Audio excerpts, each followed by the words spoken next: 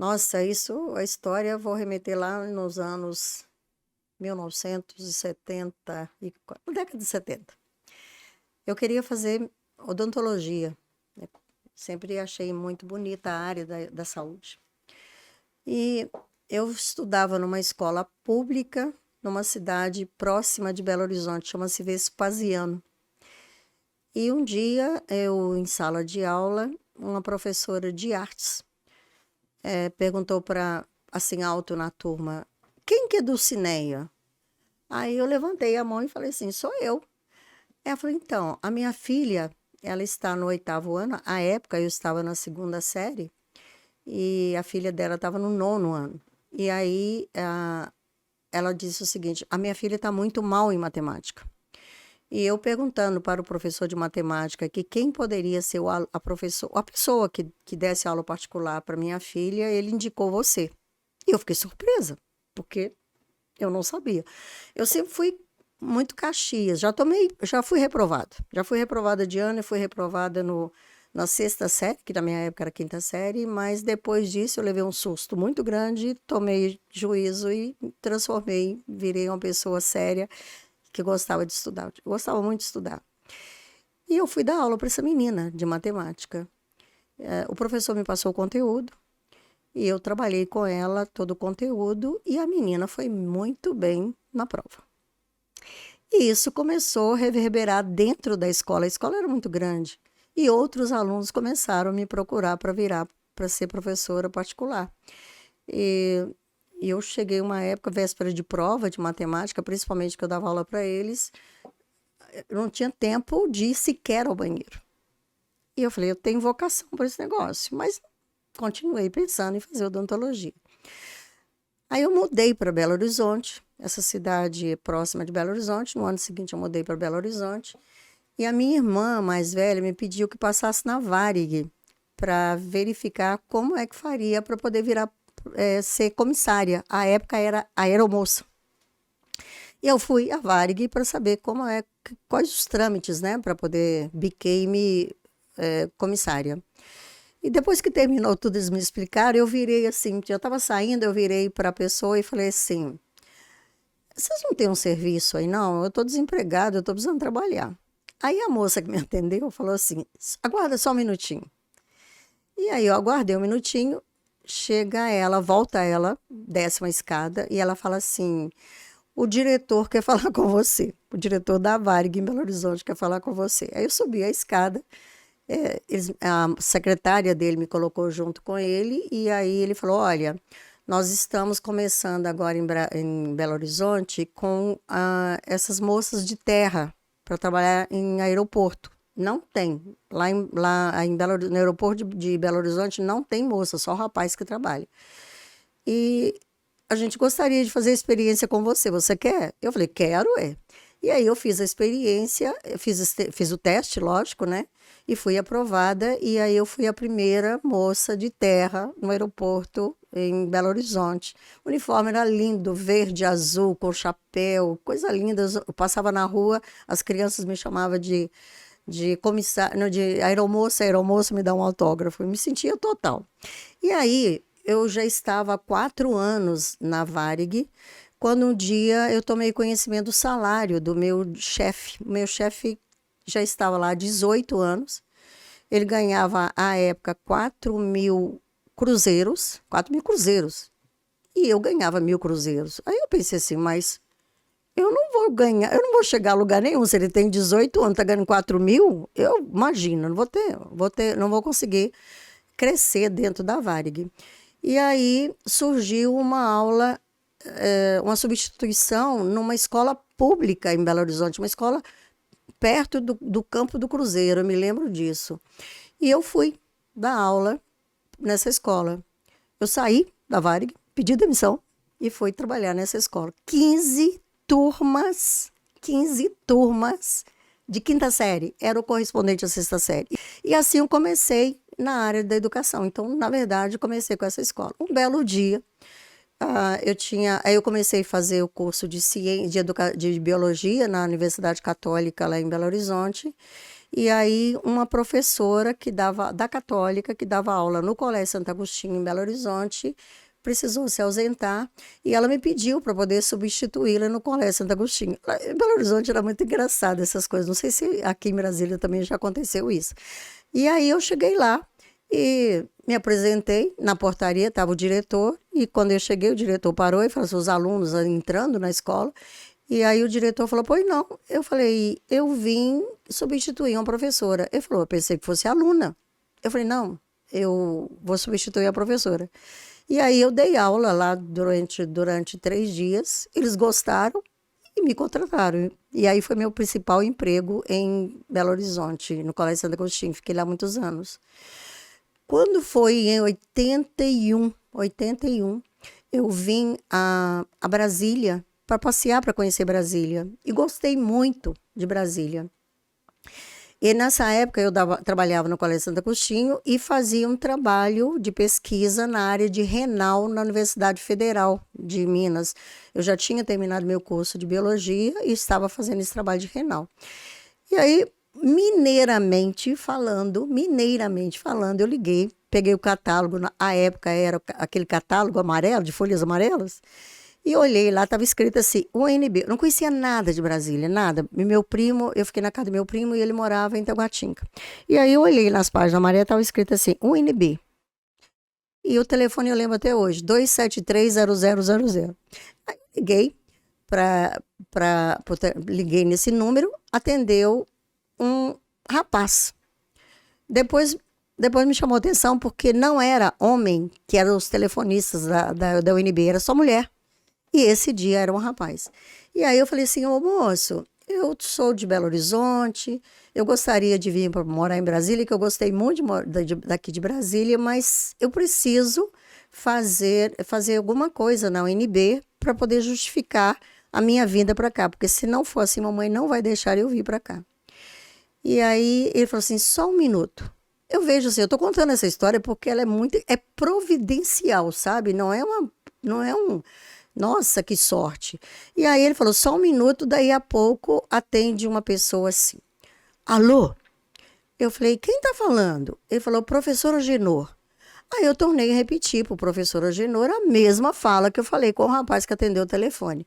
Aí ele virou para mim e falou assim, ó minha filha, hoje está acontecendo vestibular aqui na UNB e a gente está proibido de entrar aqui. Me chamaram porque teve um vazamento aqui no meu departamento, que é de fisiologia, e eu vim aqui para ver esse problema de vazamento. Mas você pode vir aqui amanhã para poder a gente conversar? Eu falei, posso. E aí marcamos no dia seguinte, 2 horas da tarde, eu cheguei lá na UNB. Não sabia nada, absolutamente nada. Não sabia o que era minhocão, nada. Estava... E aí eu expliquei para ele que eu tinha feito biologia e que estava na UFMG fazendo um trabalho de renal e que eu gostaria de mudar para Brasília. E ele falou, olha, eu estou fazendo um trabalho de pesquisa aqui com coração isolado. E eu tenho que apresentar esse trabalho na Iugoslávia no próximo ano. Então, vem somar comigo. Você assiste as minhas aulas que eu dou na medicina. Você assiste às aulas na medicina e faz essa pesquisa de trabalho de coração isolado comigo. O trabalho era feito em Cais. E aí, tá, ficou acertado. Eu virei para ele e falei assim, professor, e se minha mãe não deixar eu vir para Brasília agora? Eu gosto dessa história, porque ela é muito mineira, né? Aí ele falou assim, eu falei, o senhor me espera? Ele falou, espero. E aí, dito e feito, cheguei em Belo Horizonte, falei para a mamãe, eu falei, mãe, eu vou morar em Brasília. Aí a mamãe disse, mas de jeito nenhum, você não vai para Brasília morar sozinha. Aí tá. Paulo, final do ano, eu perdi meu emprego. O Colégio Santo Agostinho me mandou embora. Procurei emprego para tudo quanto é lugar em Brasília, lá em Belo Horizonte, não consegui nada. E aí, em dezembro, eu falei com a mamãe assim, ô mãe, eu vou a Brasília para verificar se eu consigo alguma coisa na área de educação, lá para ser professora, e depois eu volto para Belo Horizonte para continuar procurando. E aí cheguei a Brasília numa segunda-feira pela manhã. No mesmo dia eu consegui emprego no Colégio Planalto. E aí o salário do Colégio Planalto era maior do que o salário do Colégio Santo Agostinho. E eu falei, nossa. Aí, a essa época, quando eu passei até a andar de avião, porque eu já tinha condição financeira para andar de avião, porque até então era só ônibus. E aí voltei para Belo Horizonte, falei como é que eu já tinha conseguido emprego e que eu não. E aí que eu ia continuar procurando. Não encontrei, não consegui emprego.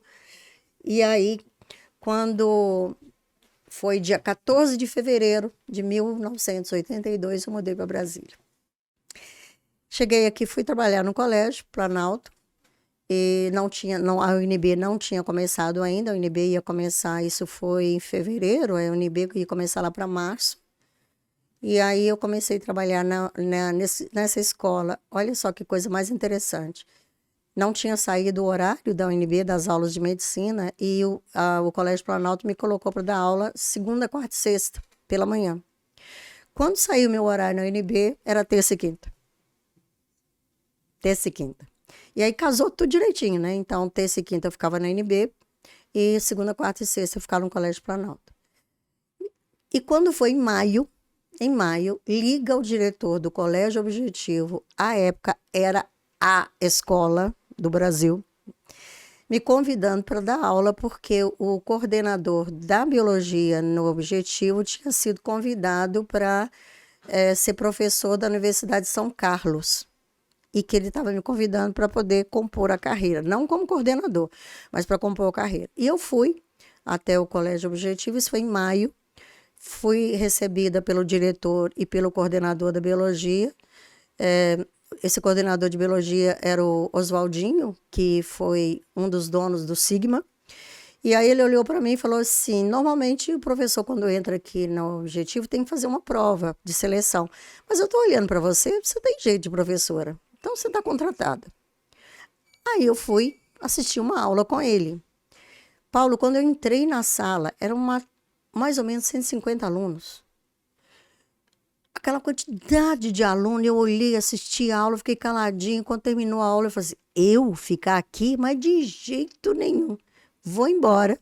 Fui embora, não dei satisfação e nada. Quando foi no final do ano, desse mesmo ano, me liga de novo o diretor, me chamando para poder ir para o Objetivo. E aí eu falei assim, agora eu tenho que ir, porque não dá, né? A segunda vez que me convido, eu não posso fechar as portas em Brasília. E aí eu fui, em janeiro de 83, fui pro Objetivo. E eu falei, vou ficar só 6 meses nessa escola, só para não fechar as portas. Aí cheguei lá no Objetivo, eu conheci um japonês que tinha acabado de chegar, também em Brasília, para poder dar aula de matemática. E eu fiquei amiga dele. Então a gente, na hora do intervalo, sentava junto, ficava quietinho, assim, tão discreto, né? E eu sentava perto dele para a gente conversar. E aí, na hora do almoço, eu falei assim: você vai almoçar onde? Eu falei: estou indo almoçar em tal lugar. Aí ele falou assim: eu posso ir com você? Aí ficamos amigos. Ele não conhecia ninguém em Brasília, eu também não conhecia ninguém em Brasília. Fim de semana, às vezes nós íamos tomar café na rodoviária, às vezes tomar café no aeroporto, e a gente fazia isso. Isso foi primeiro semestre de 83. Quando foi em junho para julho, nós começamos a namorar. E aí eu contei para a mamãe e levei ele a Belo Horizonte para poder ele conhecer minha família. A minha mãe foi muito educada, a família toda recebeu muito bem, mas virou e falou assim: minha filha, eu não estou gostando dessa história de você namorando sozinha lá em Brasília. Vocês precisam de pensar em casamento. Tinha acabado de começar a namorar. Aí, 2 anos nessa história. Aí, nisso, eu levei mais colegas do Objetivo lá em casa para a mamãe. Levei uma professora de química, a Cida, muito amiga minha. Levei o Gilson, que era professor de física, para poder a mamãe conhecer e falar assim: olha, não estou sozinha, tem gente que está me cuidando de mim. E aí, nós começamos a namorar e quando foi em julho de 85, nós nos casamos. Eu ia ficar só 6 meses. E aí ficamos lá durante 12 anos. Quando foi em 1994, o Toshio virou para mim e falou assim: eu vou sair do Objetivo, eu vou montar um cursinho de matemática. Eu falei: mas Toshio, você vai montar um cursinho de matemática? Se fosse um inglês, justificaria, né? Porque o aluno faz inglês, ele vai usar esse inglês para fazer a universidade, cursar a universidade ou para poder viajar. Mas matemática? Ele falou, porque matemática é o fator determinante de aprovação no vestibular em Brasília. À época só tinha o UNB praticamente, tinha o CEUB que estava começando, né? Católica ainda não era faculdade. E aí ele abriu o cursinho de matemática. E no primeiro semestre nós reunimos, eram os alunos do Objetivo, que faziam aula de manhã e de tarde e à noite procuravam o cursinho específica de matemática, o Contochil. E aí eu passei a ser simplesmente uma administradora do cursinho, da específica dele. Enquanto ele dava aula, nós trouxemos também o Angel, que hoje é meu sócio, e aí eles davam aula e eu administrava. Então, carregava a carteira, buscava água, aquela coisa toda. E aí, isso foi em 96, 95, 96. Aí, quando foi em 97, nós abrimos o pré-vestibular.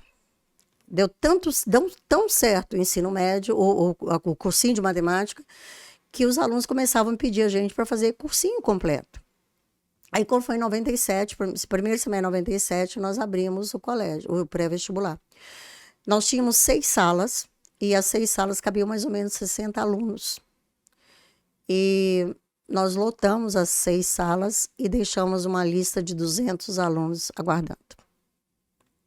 Foi muito trabalho, mas foi muito gratificante. E aí, quando foi em 98, nós tivemos uma aprovação recorde. Das 30 vagas em medicina na UNB, nós aprovamos 29. E aí, começamos a incomodar Brasília. Então, não pense que tudo isso que eu estou contando foi assim, mar de rosas. Teve muito, muito trabalho nisso aí. E aí, quando foi em 99, os professores que trabalhavam conosco procuraram o Toshio dizendo que as escolas de origem tinham dado um ultimato a eles de escolher Galois ou a escola de origem. E aí o Toshio falou, nós vamos ter que montar um colégio, porque senão nós vamos perder os professores e perder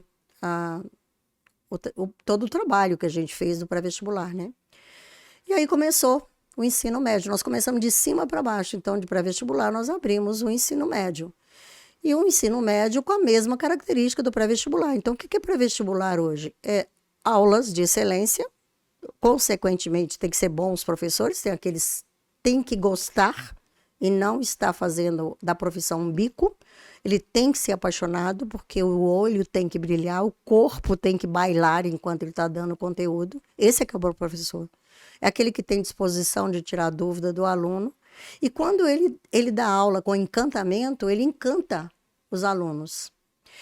E aí, além disso, consequentemente, você fazia uma seleção natural dos alunos, né? Porque as aulas eram de alto nível e os alunos de alto nível procuravam a gente, que eram os alunos que tinham potencial para passar na universidade. E aí, quando nós montamos, então, o colégio, eu falei, vamos continuar com essa mesma pegada dos alunos do pré-vestibular. Então, os professores que eram do pré também davam aula no ensino médio. Só que, enquanto ensino pré-vestibular, a gente convivia muito com os alunos. Então, nós descobrimos, assim, que os alunos ficavam muito ansiosos com a questão do vestibular. Então, eles tinham dor no estômago, muitos perdiam cabelo. Assim, a gente administrava essas questões todas. Tanto que, quando era só pré-vestibular, eu trouxe professor de yoga para eles, na véspera de vestibular, massagista, essas coisas todas para eles ficarem mais calmos. Eu falei, eu vou ter que, ao montar o colégio do ensino médio, eu falei, eu tenho que acrescentar isso naturalmente. Então, além da excelência cognitiva, eu trouxe especialistas da saúde, psicólogos principalmente, para poder acompanhá-los. E aí, a outra dificuldade que nós percebemos deles no ensino no pré-vestibular, é que eles não estavam bem ranqueados nos simulados, mas não sabia para que matéria prestava vestibular. Então, muitas mães chegavam lá e falavam assim, vocês precisam descobrir o que meu filho quer.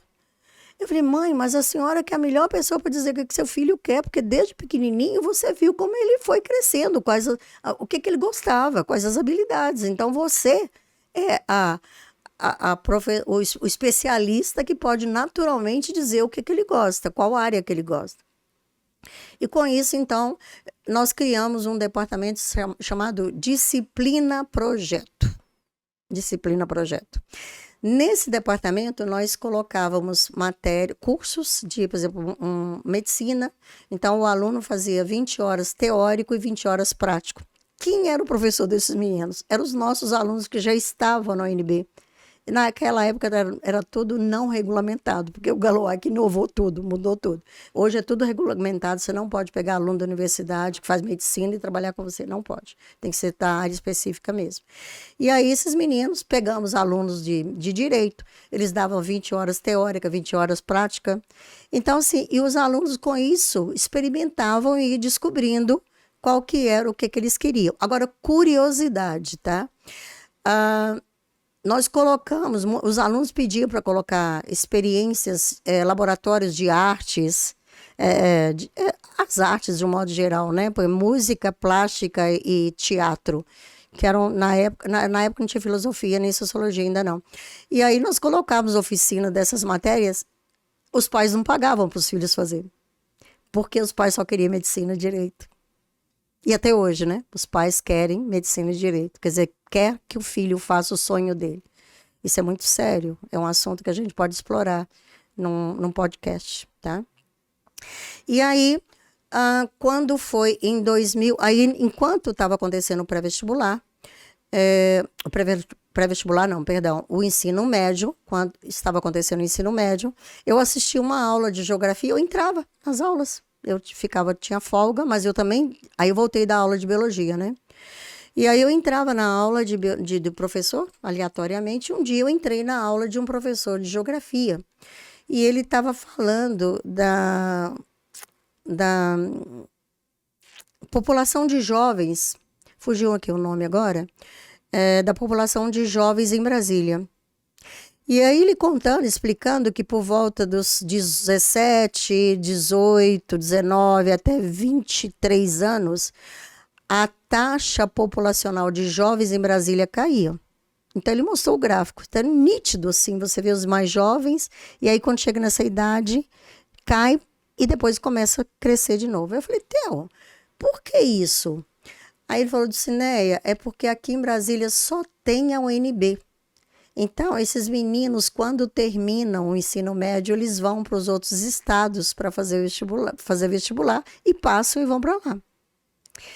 E aí, Paulo, tá, nossa, que interessante, eu comentei isso, que interessante, eu não sabia disso, passou.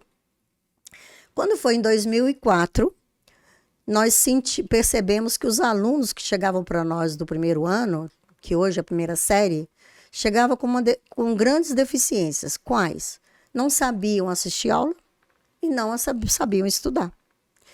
E aí nós resolvemos montar, a época era 9º e 7º, hoje seria, oitavo e nono. É, isso mesmo. Mas hoje é 9º e 8º, né? Então nós montamos primeiro as séries, os anos, para Fundamental 2, a gente fala anos, para ensino médio é séries. E aí nós montamos o correspondente ao 9º e 8º ano, para poder capacitar esses meninos para ser um bom aluno de ensino médio. E aí o que ele precisava dominar? Ser muito bom em matemática e ser muito bom em português. Porque qualquer pessoa que é muito boa em português e matemática, o resto venha que eu resolvo, né? É ou não é? Né? E aí, quando esses meninos vieram, a gente cuidou exatamente dessa parte. 2 anos depois, aí eu criei o 6º e o 7º ano. Aí ficou o fundamental todo completo. Aí agora é hora de montar o fundamental todo, né? Porque até então eu tinha preocupado só com o 8º e 9º ano para capacitá-los para ser um bom aluno do ensino médio. Aí quando foi a vez do 6º e 7º, eu falei, agora esses meninos não têm vestibular. Porque nessa época do ensino médio Galois já tinha o PAS, era o seriado. Então o aluno, diferente dos outros estados, aqui já fazia vestibular todo ano, né? Todo ano. E aí a gente tinha que trabalhar muito conteúdo, muito prática com esses meninos de resolução de simulado, porque o objetivo era passar no vestibular. E aí, quando chegou a vez do fundamental, eu falei, agora eu vou aproveitar esse gap que não teve vestibular e vou inventar mais coisa para esses meninos. E aí eu pensei o seguinte, bom, primeira coisa é que eles vão embora de Brasília. E aqui em Brasília, eles têm casa, a grande maioria, se não total, tem uma secretária do lar, muitos motoristas, gozam do privilégio de ter professor particular e outras tantas. Agora, quando eles passaram o vestibular e vão embora, o máximo que o pai vai fazer é alugar um flat para ele, e ele vai ter que se virar dentro de casa. Então, ele vai ter que comer fora ou se virar dentro de casa. Se virar como? Sabendo lavar uma roupa, né? Sabendo passar a roupa que ele lavou, sabendo pregar um botão, sabendo fazer uma comida, porque chegou em casa com fome e tem que se virar. E aí eu falei, eu vou comprar uma fazenda e vou botar essas atividades lá e vou levar esses meninos para poder aprender a fazer isso. E assim foi feito. Então nós compramos uma fazenda pequenininha, mas é uma fazenda cheia de água, muito bonita. E aí colocamos lá dentro, aí eu pensei, né? E nós chamávamos de... hoje ela chama Faz Maker, mas na época era só fazenda. Toda semana eu botava esses meninos no ônibus. Era muito corajosa. Eu falei, é Nossa Senhora que sempre me acompanhou. E aí, toda semana, cada dia da semana, uma série. Então, um dia era o sexto, outro dia era o sétimo, outro dia era o oitavo, outro dia era o nono. Só não tinha turma na sexta-feira. E ainda hoje a gente tem isso lá no Vila Nova. Tem, mas aí eu vou te explicar como é que aconteceu. E aí, eles iam para lá, e aí qual a minha preocupação? Eles tinham o quê? Eu falei de lavar, passar, cozinhar, essas coisas, mas tinha, por exemplo, e se uma descarga estragasse? E se uma torneira começasse a vazar água? Então eu botei tecnologia para eles, dessas coisas. Trocar pneu de carro, arrumar uma torneira, arrumar um chuveiro, entendeu? Então eles tinham essas aulas lá. Tudo de forma empírica mesmo, não era uma grande... Eles tinham o professor e eles tinham que criar as coisas todas. E aí eu falei, esses meninos também têm que conhecer de natureza, porque muitos deles conhecem frango congelado no freezer, no supermercado. Eles não conhecem um frango de verdade. E aí eles têm que conhecer a natureza. Eles têm que pescar, eles têm que entrar na água, eles têm que sujar o pé. Então, muitos alunos falam assim, nossa, não tem cobertura para a gente ir de uma casa para outra. Eu falei, isso mesmo, é para chover, tomar chuva. Tem cocô de galinha, cocô de pato. Eu falei, isso mesmo, é isso mesmo. Eu queria muito mais, porque eu na roça, eu passava debaixo de cerca, eu não podia, né? Mas aí eu fiz a tecnologia. Eu levei uma parte de artes para lá, mas é uma arte para aproveitar o meio ambiente, o professor usando o meio ambiente fazer esse trabalho artístico, né, com os meninos. Coloquei as casas de lavar, passar, cozinhar, que eu chamei de educação cidadã, e uma parte de artes plásticas. Levei artes plásticas para lá também. E tinha a parte de esporte e lazer. Então era assim, futebol de campo, era vôlei de areia, era aquele, como é que chama? Aquela coisa de subir na escalada, tirolesa, caiaque. Então, eles passavam um dia, eles voltavam sujos e cansados, que era essa a proposta. E aí, por que que hoje ela veio para a escola? Porque quando foi em 2018, 2019, 18 para 19, o MEC determinou que essas matérias que eu tinha inventado lá em 2004 tinham que fazer parte da grade curricular do novo, da BNCC. Eu falei, nossa, eu já tinha pensado nisso em 2004. E agora, em 2018, o MEC introduziu isso na BNCC. E aí a gente precisava de tecnologia de ponta. E a tecnologia, a parte de internet lá na fazenda, ela é ruim. Então, eu tenho a impressão que tem alguma telefonia hoje que está lá com a internet, mas não era boa. Então, eu precisei de trazer para ajustar de acordo com a necessidade do MEC. E logo depois veio a pandemia. E aí, então, nós trouxemos essas atividades para dentro da escola no 601 Sul. Mas aí ela hoje é gradual, é assim, os alunos do sexto e do sétimo ano, eles conversam mais com essas atividades lúdicas do fazer com as mãos. Essa coisa de cozinhar, de lavar, passar, essa coisa ainda, eles têm isso ainda, sexto e sétimo.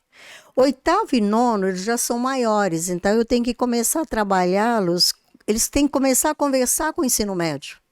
Então, aí, eles têm atividades de STEAM, que aí é a nova modalidade hoje desse ensino maker, que é matemática, ciência, artes e tudo misturado, que é exatamente a fazenda. É um jeito bonito de dizer a fazenda. E hoje nós chamamos de Faz Maker. Então, ela está dentro do Fundamental 2 com Faz Maker. E aí, uma vez eu fui, uma das vezes eu fui a Porto Rico, fazendo um cruzeiro. E aí eu vi aqueles meninos em Porto Rico, todos de uniforme de gala, lindos como o uniforme que usam lá na Grã-Bretanha, né? Eu falei assim, eu vou colocar esse uniforme nos meus alunos. Eu vou colocar uma vez por semana para o momento cívico. E aí eu criei o uniforme de saia plissada, de meia, 3/4, de jaquetinha, para os meninos, terno e gravata, tinha que aprender dar nó em gravata, e aí eu lancei. E aí eu fui convidada pela Band para dar uma entrevista sobre o uniforme de gala. E junto comigo tinha uma deputada. E aí a deputada, quando viu aquela chamada da escola que tinha uniforme de gala e tudo, ela falou, Afe Maria, esse uniforme quente no Cerrado? Eu fiquei caladinha. Aí ele foi me perguntar por que essa ideia do uniforme de gala. Bom, aí tá, veio a vez do ensino fundamental 1. Essa parte eu nunca trabalhei. Eu trabalhei, já fui professora até Fundamental 2. E aí, quando chegou a vez do Fundamental 1, eu falei, meu Jesus, e agora o que eu vou pensar para esses meninos? E eu falei, levar para a fazenda não dá, porque muitos pais já reclamam de eu levar os maiores dentro do ônibus para a fazenda. Eu vou ter que criar alguma coisa dentro da própria escola. Para isso, não pode ser uma escola pequena e nem vertical. Tem que ser uma escola na horizontal. E aí, depois de muito custo, nós conseguimos o espaço do Rosário, que era o antigo Colégio Rosário, famoso, né? Quando eu cheguei em Brasília, ele era famosérrimo. E aí nós conseguimos e colocamos lá o Le Petit. Nada pensado, era tudo empírico. Por exemplo, o nome Le Petit, por que surgiu? Os alunos do Fundamental faziam francês, Fundamental 2, eu tinha colocado francês. Eu amo o francês, né? Eu amo a França. E aí eu coloquei o francês. Só porque eu amo a França, eu botei francês. E aí o professor de matemática, nós estávamos entrando no auditório para fazer uma reunião, e aí veio o professor e falou, Dulcinea, eu já sei o nome para sua escola. Eu falei, qual? Eu falei, Le Petit. Você não gosta de francês? Bota Le Petit. Eu falei, nossa, é mesmo, hein? Os pequenos. E aí ficou Le Petit Galois. E aí eu fui, isso já estava acontecendo tudo, e eu desenhando o Le Petit. Eu falei, gente, toda escola, ela tem só uma parte. Escola, o que é? Sala de aula, professor. Quando são os pequenos, tem uma professora assistente, carteira uma atrás da outra, e ensina matemática, ensina ciências, que ensina,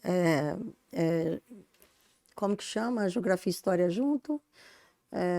Hoje é Almas Humanas, fugiu o nome agora, mas fugiu o nome que agora. E aí tem essas matérias, né? E a professora dando aula lá na frente, aluno com caderno, aquela coisa copiando. E aí eu falei, mas esses meninos gostam de brincar. Eu falei, deve ser muito chato para esses meninos sair de casa, largar o brincar, para ir aprender coisa que eles não sabem o que vão fazer com aquilo. Quem sabe são os adultos, mas eles não. Eu falei, eu vou brincar para esses meninos. E aí eu tive que trabalhar junto lá com os professores de matemática, como ajustar o horário para caber tudo, para não comprometer a parte acadêmica e colocar o brincar. Eu consegui. colocar 1h30 de brincar todos os dias. Então, eu estava com 2 escolas numa só. Eu sempre gosto, né? Era a fazenda, com 2 momentos, né? A escola, propriamente dita, e a fazenda. O ensino médio, a escola, propriamente dita, com a disciplina projeto. Tá vendo? Que é sempre assim, 2 caminhos. Aí, depois, o fundamental, com 2 caminhos. E aí, chegou a vez do fundamental 1, 2 caminhos.